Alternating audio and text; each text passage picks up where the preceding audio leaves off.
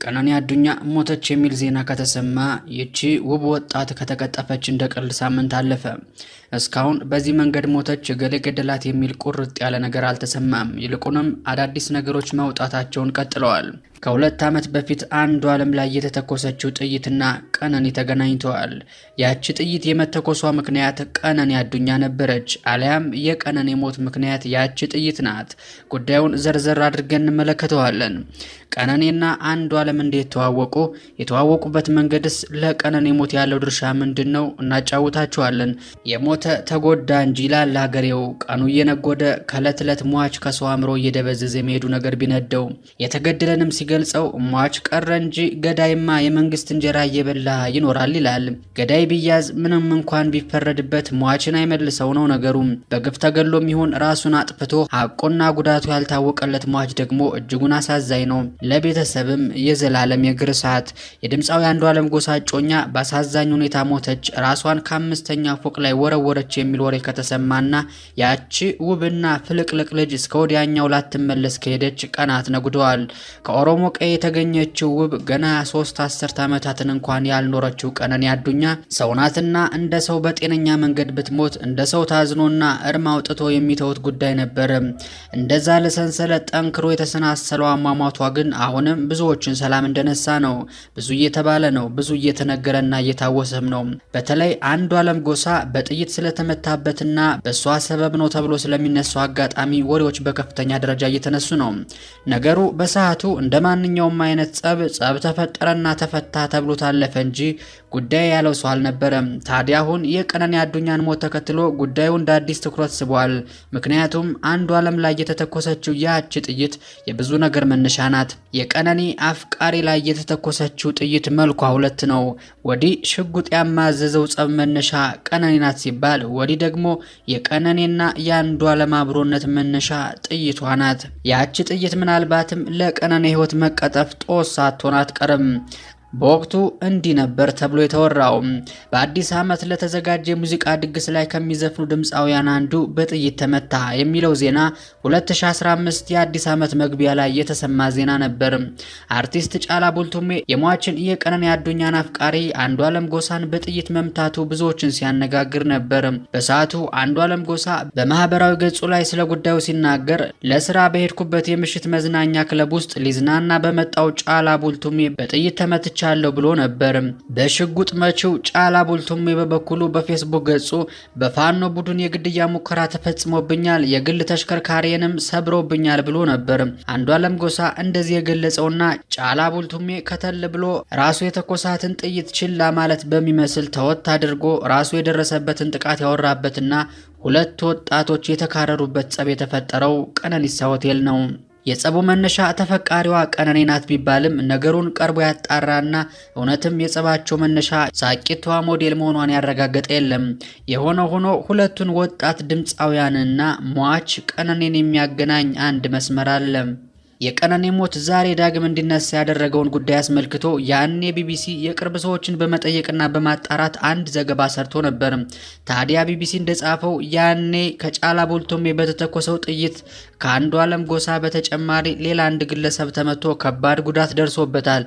በቀነኒ ምክንያት ነው የተመታው የሚባለው አንዷለምም የተመታው እግሩን ነበርና የመጀመሪያ ደረጃ እርዳታ ከተደረገለት በኋላ ወደ ቤቱ ተመልሷል ብሎ ነበር። አንዷለም ራሱ የሆነውን ሲያስረዳ አንድ ምሽት ቦሌ ቀነኒሳ ሆቴል ውስጥ በሚገኝ የምሽት መዝናኛ ቤት ውስጥ ለስራ መሄዱን ይናገራል። የዚያን ቀን በቀነኒሳ ሆቴል ስራ ነበረኝ፣ ጫላ ደግሞ ለመዝናናት መጣ የሚለው አንዷለም ዘፋኙ ጫላ ወደ መዝናኛ ክለቡ ሲገባ የጦር መሳሪያ ይዞ ነበር። ይዞት ከገባው መሳሪያ ጋርም በተገናኘ በምሽት መዝናኛው ካሉ ጠባቂዎች ጋር አለመግባባት ውስጥ ገቡ። ግብ ተፈጠረ። መሳሪያውን ተቀብለውት ነበር፣ ወደ ውጭ ይዘውት ወጡ። መሳሪያው ሊመለስልኝ ይገባል ሲለኝ እኔም መልሱለት ብዬ አስመለስኩለት። በዚህ መሃል ከሌላ ቦታ ከመጡ ሰዎች ጋር ተጋጨ። አንዱን በጥይት መቶ ጣለው። በአንድ ጥይት መቶት ከወደቀ በኋላም ሌላ ጥይት ሲተኮስ ነበር። ተመቶ የወደቀው ሰው ተዋት ትግደለኝ እያለ ሲማጸነው በነበረበት ሰዓት እኔ አላስቻለኝም፣ ዘልዬ መሃል ገባው። ይላል አንዷለም ከ15 ወራት በፊት የተቀሰቀሰውን ጸብ መነሻና የተጋጋለበትን ሁኔታ ሲያስረዳ። በመቀጠልም አንተም ብትሆን ዞር በል ብሎ ሽጉጡን አዙሮ ተኮሰብኝ። በዚህ መሃል የሰው ህይወት ሊያልፍ ይችል ነበር። በመጀመሪያዋ ጥይት የተመታው ሰው ክፉኛ ተጎድቶ ነበር። እኔንም ፈጣሪ ነው ያተረፈኝ ብሏል። 2 ጥይት ተተኩሶበት አንደኛው ሰውነቱን ሳይነካው ልብሱን በስቶ ያለፈውና ሁለተኛው የታችኛውን የእግሩን ክፍል ያገኘው አንዷለም ከክስተቱ በኋላም አንዷለም እግሩ በፋሻ ተጠቅልሎ እንደነበርና የደረሰበት ጉዳትም የከበደ እንዳልነበር ቤቱ ድረስ ሄደው ከጠየቁት አርቲስቶች መካከል አንዱ ጽፎ ነበር። ጫላ ቡልቱሜ ግን በጥቂት ሰዓታት ልዩነት በፋኖ ኃይሎች ጥቃት ተፈጸመብኝ ሲል ከጻፈው ጽሑፍ ውጪ ትንፍሽም አላለም። ይልቁንም ከተደረገብኝ የግድያ ሙከራ ተርፍ ያለው እስከ ቤቴ ተከትለውኝ መኪናዬን ሰባበሯት፣ ዝርፊያን ፈጸሙብኝ ሲል ጽፎ ነበር። ብዙ የግድያ ሙከራ ተደረገብኝ እያለ በየጊዜው የሚናገረው ጫላ ከአንዷለም ጋር ስለገባበት ጸብ ምንም አለማለቱ የጸቡ መነሻ ቀነኔ ስለነበረች ሳይሆን እንዳልቀረ ብዙዎች የተቀባበሉት ወሬ ነው። ከነ ጫላ ቡልቱሜ ጋር ተናንቆ ቀነኔን የግሉ ያደረገው አንዷለም ጎሳና ጫላ ቡልቱሜ ከቀነኒ ሌላ ያደራረሳቸውና ያጋጫቸው ጸብ ይኑር አይኑር ባይታወቅም የከረረ ነገር መሃላቸው ሳይኖር አይቀርም። ታዲያ ጸባቸውን ምን አከረረው ወደሚለው ስንመጣ ወደ ቀነኒና አንዷለም ትውውቅ ለመሄድ እንገደዳለን። ድምፃዊ አንዷለም ጎሳና ሟች ሞዴል ቀነኒ አዱኛ የተዋወቁት ድንገት ተያይተው በፍቅር ወድቀው አልያም እንደ ቴዲ አፍሮና መለሰት ሙጬ ሞዴሏ ቀነኒ የአንዷለም የሙዚቃ ክሊፕ ላይ ሰርታ አይደለም፣ አልያም መላመድ ያመጣው ፍቅርም አልነበረም። እንደ አጠቃላይ ተጣብሶ የተጀመረ የፍቅር ግንኙነት አልነበረም።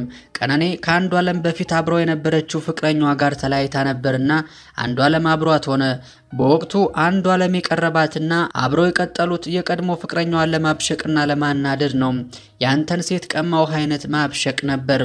በአንድ ወቅት ፍቅረኛዋ የነበረውና የተለያዩት ያ ሰው ደግሞ ጫላ ቡልቱሜ ነው። ታዲያ ይህ ሁኔታ በቀነኒ ሞት ተጠርጥሮ ማረሚያ ቤት የሚገኘውና የፍርድ ቤት ቀጠሮ እየተጠባበቀ ያለው አንዷለም ቀድሞውኑ አብሯት የሆነው ሊገለው ሽጉጥ የመዘዘበትን ጸበኛውን ጫላ ቡልቱሜን ለማብሸቅ እንጂ ከቀነኒ ፍቅር ይዞት አልያም ወዷት አልነበረም ወደሚል ድምዳሜ ለማምራት የሚያዳዳ ነው። ብዙዎችም ከተፈጠረው ነገር በኋላ ልክ ነው መጀመሪያ የማይወዳትም ነበር ብለው በጭፍን እየደመደሙ ይገኛሉ። ታዲያ የዛ ምሽት የአንዷለምና የጫላ ጸብ ምክንያት ቀነኒ ነበረች ከሚለው በላይ የዛን ቀኑ ጸብ የቀነኒና የአንዷለም የፍቅር ግንኙነት መጀመር ምክንያት የዛች ቀን ጸብ ነበረች የሚለው ሳያስኬድ አይቀርም። በየጊዜው ይደበድባት እንደነበር የወጣው ማስረጃና ኋላ ላይም 50 ሺህ ብር ላይ ያልክም በሚል በተነሳ ጸብ ደብድቦና በትራስ አፍኖ በመግደል ከ5ኛ ፎቅ ላይ ወርውሯታል በሚል የወጣውን መረጃ ለሰማና ለተመለከተ እንዲህ ብሎ ማመን አያስገርምም። ጉዳዩ በሕግ ስር ያለ ያልተረጋገጠ ወሬ ቢሆንም ምናልባትም ቀነኒ ከወራት በፊት ከጓደኛዋ ጋር ቴሌግራም ላይ ባወራችው ቴክስት እንደ ፈተናና አጣብቂኝ የተገለጸው ይህ ወደ ትዳር ሊያመራ ያኮበኮበ የፍቅር ግንኙነት ሳይሆን አይቀርም። ምናልባት አንዷለምና ቀነኒ ቀድሞውኑ አልተዋደዱም። የእውነት የሚያፈቅሩት ሰው ላይ እጅ ማንሳት የቀነኒን ፊት እንደዚህ የማበለዝን ያህል አይቀልም። ሌሎች ደግሞ በአንድ በኩል አንዷለም የሚወዳትን ሴት አጥቶ ጭራሽ ገድለሃል ተብሎ በማያውቀው ነገር እስር ቤት እየተንገላታ ያለ ምስኪን ነውና ሐቁ እስኪወጣና ሕግ አንዳች ነገር እስከሚናገር ምንም ባይባልና ቤተሰቦቹና እሱ ላይ ጫና ባይፈጠር መልካም ነው የሚል ሀሳብም እየሰነዘሩ ይገኛሉ። መረጃዬን ይመስል ነበር። በቀጣይ በተሻለ ቪዲዮ እስከምንገናኝ ሰላማችሁ ብዝት ይበልልኝ። ቸር ቆዩልኝ።